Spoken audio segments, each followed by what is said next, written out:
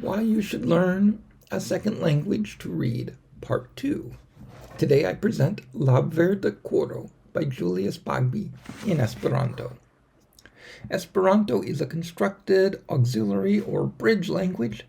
Constructed means that it was created by a person and didn't evolve naturally as most languages do. Auxiliary or bridge language means it was created for the purpose of being used as a second language by groups that didn't share a common language.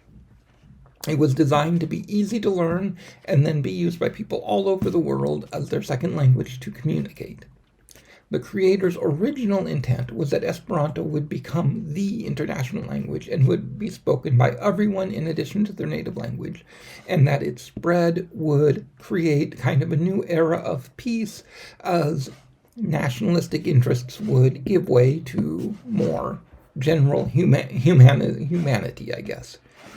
Critics will say it fizzled out because there just wasn't much interest in it, or it's not really that big of a problem, or, we have English, in the day we had French, and now we have English as international languages, so why do we need this Esperanto? A more historical answer is that Esperanto experienced a golden age where it spread rapidly during the early 20th century, but its creator was a Polish Jew, and the heart of the Esperanto-speaking world at that time was Eastern Europe, and also among Jewish people. It was also popular with socialists, communists, and anarchists, and peace activists. And if you made a Venn diagram of all the people that Hitler hated, all of these groups would be near or at the center.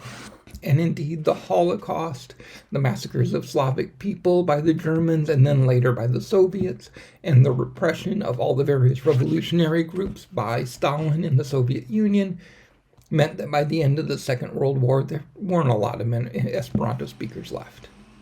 Today, it remains a minority language, but a real language, with anywhere from a few thousand upwards to a couple of million speakers, depending on whose surveys you believe. So why should you learn Esperanto today? There remains a very small number of finvenkistoj. Finvenkistoj are Esperantists that still want Esperanto to be the dominant international language, but the majority of speakers today learn it for other reasons. The first of which is it's remarkably easy. It takes a few months to get to a decent level, but a few months is nothing compared to how long it would take to get to the same level in any other language.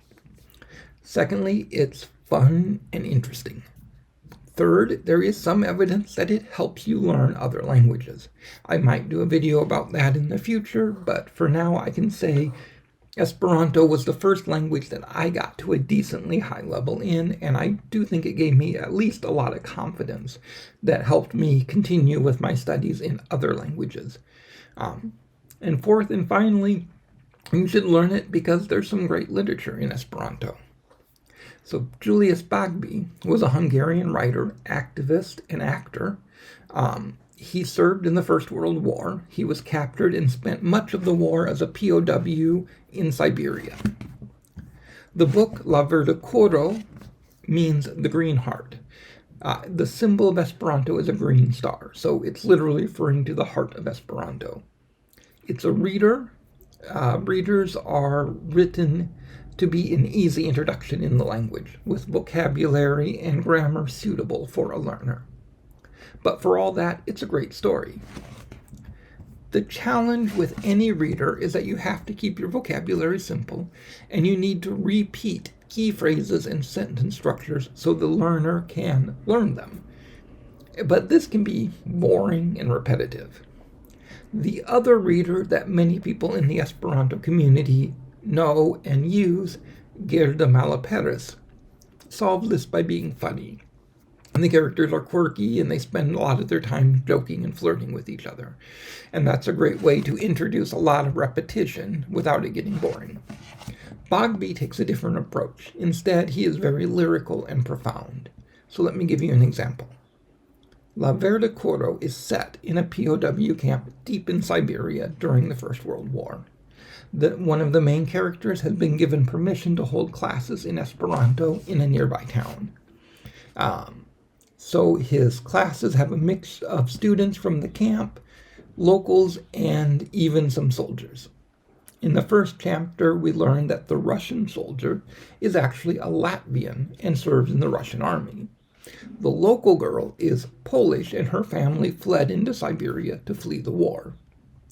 Now, most readers have this. He is blank, she is from blank, and it gets really old in repetition. I can understand why, but it's still repetitious. But Bogby is driving home a larger point.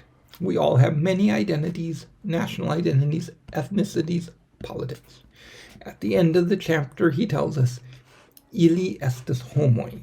They are all people. And that's kind of one of the main points of Esperanto, that underneath all of these other identities that we hold, we are all people. So this story is at times profound and at times heartbreaking. It shows that easy material for language learners can also be great stories and deep subjects. The setting and the story is something that I haven't experienced in like English literature, that kind of perspective. And so it was very fascinating for me.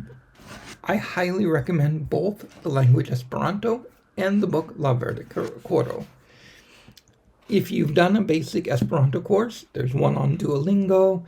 There's a semi-official course offered by the community at learno.net. I'll put that down in the description.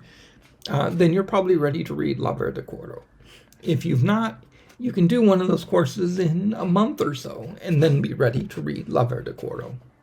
And when you're done, if you've enjoyed it as much as I did, Bogby wrote many more books, including another one that deals with his time as a prisoner of war called Victimoi, or Victims, which can be found online, but not in translation.